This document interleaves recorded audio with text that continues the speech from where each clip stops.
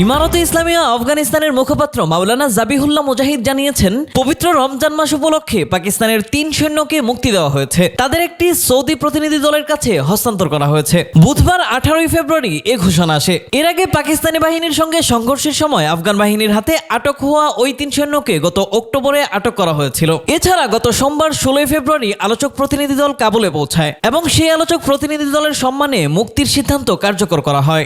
ভালো লাগার প্রতিটি মুহূর্তে থাকুক একটি সুন্দর পাঞ্জাবি সব বিধি আপনার সিগনেচার লুক। শুরু বসুন্ধরা সিটি, ঢাকা। মাওলানা মুজাহিদ বলেছেন, সব দেশের সঙ্গে ইতিবাচক সম্পর্ক বজায় রাখার নীতিকে গুরুত্ব দিয়ে ইমারতে ইসলামিয়া আফগানিস্তান সৌদি আরবের অনুরোধে ইতিবাচক সাড়া দিয়েছে। তিনি জানান, সৌদি আরবের অনুরোধের ভিত্তিতে এবং কাবুলে আসা আলোচক প্রতিনিধি দলের সম্মানে পাকিস্তানের 3 সৈন্যকে মুক্তি দেওয়া হয়েছে।